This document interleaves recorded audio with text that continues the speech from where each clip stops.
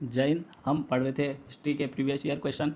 अब हम आगे पढ़ेंगे क्वेश्चन नंबर 12। देखो क्वेश्चन नंबर 12 से पढ़ेंगे, भारतीय राष्ट्रीय कांग्रेस की स्थापना के समय भारत का वायसराय कौन था। तो भारतीय राष्ट्रीय कांग्रेस की स्थापना हुई थी 1885 में। उस समय जो वायसराय था वो लॉर्ड डफरिन था। ये 84 से 88 तक अपने पद पर था, ठीक है ना।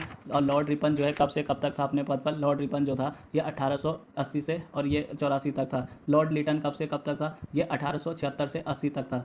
लॉर्ड केनिंग 1899 से 1905 तक। और लॉर्ड डफरिन बता दिया 1884 से 88 के बीच में। इसी डफरिन ने कांग्रेस को बोला था कि ये सूक्ष्मदर्शी अल्पसंख्यकों की क्या एक संस्था है, ठीक है ना, ये ध्यान रखना है। अगला क्वेश्चन है, निम्न गवर्नर जनरलों में किसने कांग्रेस को अत्यधिक अल्पसंख्यक लोगों का प्रतिनिधित्व करने वाली कहकर उपहास किया था। तो लॉर्ड डफरिन ने बोला था कि हाँ भाई ये जो है सूक्ष्मदर्शी अल्पसंख्यकों की क्या एक संस्था है। तो ऑप्शन ए सही हो जाएगा। लॉर्ड कर्जन ने कहा था कि कांग्रेस अपनी पतन की ओर लड़खड़ा रही है और भारत में रहते हुए मेरी बहुत बड़ी ये अभिलाषा ये है कि मैं शांतिपूर्ण समाप्ति में इसका क्या करूँ, सहयोग करूँ, ठीक है ना, ये आपको ध्यान रखना है। ये वही लॉर्ड लैंसडाउन है जिसने कालो का डांडा का नाम क्या रखा था, लैंसडाउन रखा था। ये ध्यान रखना, कालो का डांडा यानी ये जो लैंसडाउन है उसका पुराना नाम कालो का डांडा है, ठीक है।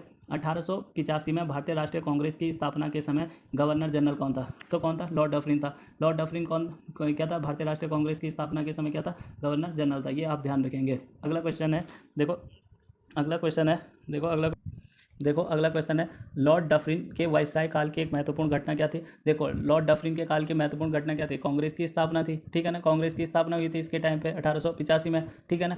रामकृष्ण मिशन की स्थापना 1897 में हुई थी। ढाका में मुस्लिम लीग की स्थापना 1906 में हुई थी। किसने करी थी, सलीम उल्लू खान ने करी थी, ठीक है ना। भारतीय राष्ट्रीय कांग्रेस की स्थापना 1885 में हुई थी और प्रथम जनगणना कब हुई थी, 1872 में हुई थी। लेकिन बोलेगा नियमित रूप से पहली जनगणना कब हुई थी, तो 1881 में हुई थी। यह आप ध्यान रखेंगे, ठीक है। फिर अगला क्वेश्चन है कि किसने कांग्रेस को सूक्ष्मदर्शी अल्पसंख्यक जनता का प्रतिनिधित्व बताते हुए उसका मजाक उठाया था। तो किसने कहा था, लॉर्ड डफरिन ने कहा था, ठीक है ना। लॉर्ड डफरिन ने क्या कहा था, ये सूक्ष्मदर्शी अल्पसंख्यकों की क्या है, संस्था है। जबकि बाल गंगाधर तिलक ने कहा था ये भीख मांगने वाली संस्था है, ठीक है ना। और लॉर्ड कर्जन ने क्या बोला था कि कांग्रेस अपनी पतन की ओर लड़खड़ा रही है और भारत में रहते हुए मेरी बहुत बड़ी आकांक्षा है कि मैं शांतिपूर्ण समाप्ति में क्या करूँ, इसका सहयोग करूँ, ठीक है ना। और लाला लाजपत राय ने इसे 3 दिन का तमाशा बोला था। और लाला लाजपत राय ने ही बोला था कांग्रेस ना तो हमने षड्यंत्र, न ही कोई षड्यंत्र है और न ही कोई योजनाबद्ध किया गया था, ठीक है ना। ये किसने कहा था, लाला लाजपत राय ने।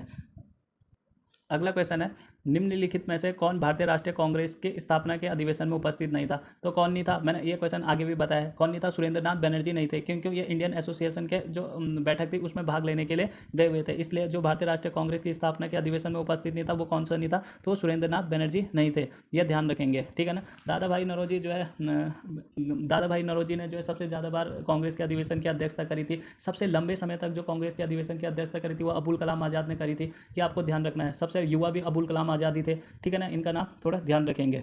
अगला क्वेश्चन है, देखो अगला क्वेश्चन है, भारतीय राष्ट्रीय कांग्रेस के दूसरे अधिवेशन की अध्यक्षता किसने की थी। तो दूसरे अधिवेशन की अध्यक्षता जो है दादा भाई नौरोजी ने की थी। कलकत्ता में हुआ था, कब हुआ था, 1886 में। और इसमें दादा भाई नौरोजी ने क्या कांग्रेस शब्द भी जो है इसी में जोड़ा था। क्या आप ध्यान रखेंगे, ठीक है।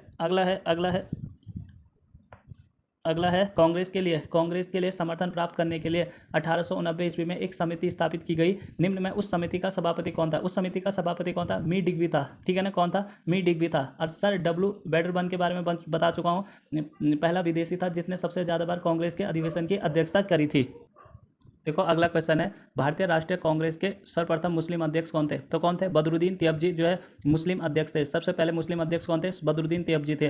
पहली महिला कौन थी, तो पहली महिला एनी बेसेंट थी, ठीक है ना, जिसने 1917 के अधिवेशन में अध्यक्षता करी थी। और पहली भारतीय महिला पूछेगा तो 1925 में किसने करी थी, कानपुर में सरोजनी नायडू थी। यह आप ध्यान रखेंगे।